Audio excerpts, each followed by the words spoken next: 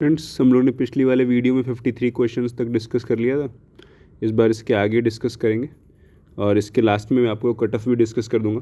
अब जैसे आप लोग देखेंगे डिफ़िकल्टी जैसी आप लोग देख सकते हो इस बार की डिफ़िकल्टी के बारे में कि इतने लंबे लंबे स्टेटमेंट्स दिए हुए हैं। पहले एक पेज में एक साइड में 4-5 क्वेश्चन हो जाते थे, तो पूरे पेज में 3 ही क्वेश्चन हो पाए। So it was time taking. 1.5 घंटे में 120 क्वेश्चन करना काफ़ी। देखते हैं आगे। PLI स्कीम के बारे में पूछ रहा है, PLI स्कीम के बारे में, और इनकरेक्ट स्टेटमेंट पूछ रहा है क्या। तो the scheme has 2 categories of applicants. यहीं से पकड़ा जाता था कि इसमें कोई कैटेगरीज नहीं है, आपको सेकंड कैंसिल करना। सेकंड कैंसिल करते A और C 2 ऑप्शन आपका बचता। उसके बाद आप देखते हैं कि this scheme shall extend an average incentive of around 8%, सही बात है, on incremental sales of goods and under the targeted segment to eligible for a period of 6 years. यहाँ गलत इन्होंने कर दिया, कोई ऐसे टाइम पीरियड लिमिटेड नहीं है। जब तक आपका प्रोडक्शन आप इंक्रीज़ करते रहेंगे वो उस हिसाब से मिलेगा, वो प्रोडक्शन लिंक्ड इंसेंटिव है। तो 2 और 3 C आंसर होगा इसका, ठीक है। नेक्स्ट 54 आ गया हम क्वेश्चन में। 54th क्वेश्चन क्या है, स्वामित्व स्कीम। आप देखिए कितने बड़े बड़े स्कीम्स हैं। स्वामित्व स्कीम, स्वामित्व स्कीम में है कि सेंट्रल सेक्टर चाहिए, लेकिन ये कौन सी मिनिस्ट्री के अंदर आता है। ये स्वामित्व स्कीम आता है ministry of Panchayati Raj. Ministry of Panchayati Raj, तो आप लोग देख लीजिएगा MOPR। नेक्स्ट है इसमें कि the scheme seeks to create geospatial infrastructure like CORS network. हाँ, और नीचे इसके CORS का पूछ लिया है फुल फॉर्म। ये क्रॉस ओरिजिन ये गलत दे रखा है। यहाँ पे एक जगह पे ही सेट करके और उसको रिनेसेंस किया जाता है, तो ये क्रॉस ओरिजिन नहीं होगा, ये कोइंसिडेंस, और इट विल बी लाइक एक ही जगह उसको सेटल कर लिया गया। तो ये कैंसिल हो गया हम लोग का, CORS से ये कैंसिल हो गया, ठीक है। फिर नेक्स्ट है हम लोग का द स्कीम, दो ही ऑप्शन है, तो ठीक है। एक बार इफ़ 1 कैंसिल हो गया, इसके हमको A और C मिल गया answer.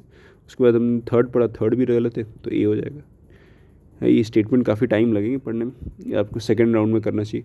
Which of the following is are the consequences of invoking article 360। Article 360 की बात हो रखी है। आर्टिकल 360 में फाइनेंशियल इमरजेंसी की बात है, मैंशनड है।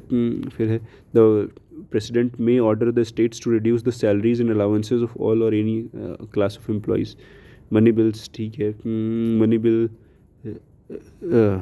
or other financial bills by the state legislature are not required to be reserved, are not required to be reserved, ये गलत हो गया ना, are required to be reserve for the, जो सेकंड गलत हो गया तो सेकंड कट गया, बस C आंसर बचा। बस एक ऑप्शन आप एलिमिनेट करो, लेकिन ये आंसर आसान है, क्वेश्चन आसान है, एक एलिमिनेट करते ही आंसर आ रहा है। स्टैगफ्लेशन इन इकोनॉमी, स्टैगफ्लेशन क्या होता है, stagnant economy plus inflation, means inflation भी हो इकोनॉमी और स्टैगनेंट भी हो इकोनॉमी। तो आप देख सकते हैं कैसे हाई इन्फ्लेशनरी प्रेशर होना चाहिए, हाई होगा ही आराम से। स्लगिश ग्रोथ भी होगा। Decrease in aggregate demand and consumer spending, demand भी डिक्रीज हो जाएगी। और appreciation of domestic currency to leading to reduction of export competitiveness. Appreciation हो जाएगा डोमेस्टिक करेंसी का, डोमेस्टिक करेंसी जब अप्रिशिएट हो जाएगी तो चीज़ें महंगी हो जाएंगी, तो ये एक्सपोर्ट कम्पिटिटिवनेस हमारी रिड्यूस हो जाएंगी। इसका आंसर C हो जाएगा। ये क्वेश्चंस कठिन है इकोनॉमी के, इसको प्रॉपरली हम एक इकोनॉमी का वीडियो बनाएंगे और इसमें सब ये इन क्वेश्चनों को अच्छे से डिस्कस करेंगे। इकोनॉमी का अकेले केवल इसी कल ही आएगा ये video. As per the economic survey, as per the economic सर्वे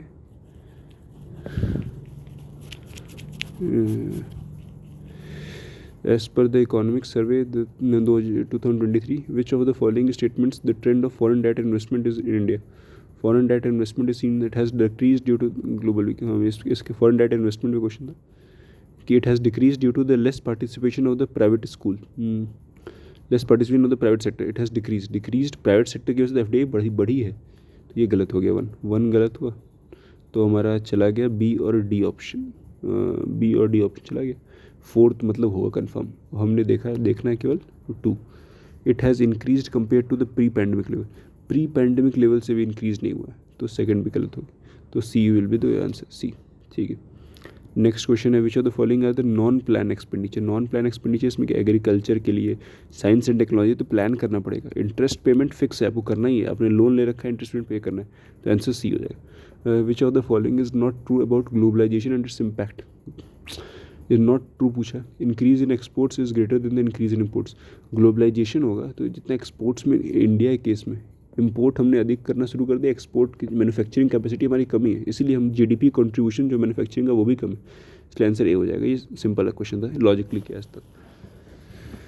ये क्वेश्चन थोड़ा डाउटफुल लग रहा है। 9.2 ये कहीं मिल नहीं रहा है कि मतलब पिछली बार के जो उसमें आया हुआ है वो भी 7.2 लिख रखा है, इन्होंने पता नहीं कहाँ से डेटा ये 9.2 लाया है, और इसका आंसर ओनली वन दिया। ये डाउटफुल है, ये सही होगा, इसका आंसर डी होना चाहिए, लेकिन कमीशन ने सी दे रखा है।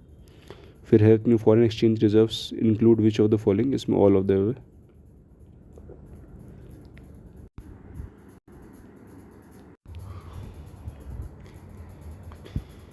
क्वेश्चन आप देख लीजिए, इसमें हॉर्स है, इधर इधर ये तो सब करंट अफेयर्स से क्वेश्चन हैं ऊपर।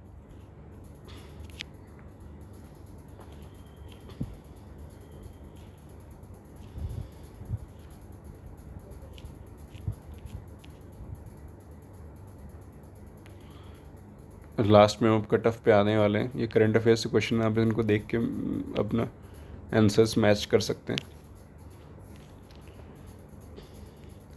नेक्स्ट कट ऑफ की बात है। कट ऑफ हमने जैसे प्रॉमिस किया था, पेपर हम लोगों ने देखा ही है, paper was on tougher side, so I think cut off will be near somewhat 75 marks plus minus 3 marks. 75 marks plus minus 3 marks means it will be now near 72 to 78 marks because कम बच्चों ने दिया भी है और paper का pattern भी अचानक में चेंज हुआ है, सो इतना तो आएगा। आप लोग कितने आंसर आ रहे हैं मैच करके बताइए, और कमेंट सेक्शन में बताइए आपको कैसा लगा, और लाइक और सब्सक्राइब कीजिए अपने चैनल को। Okay, thanks.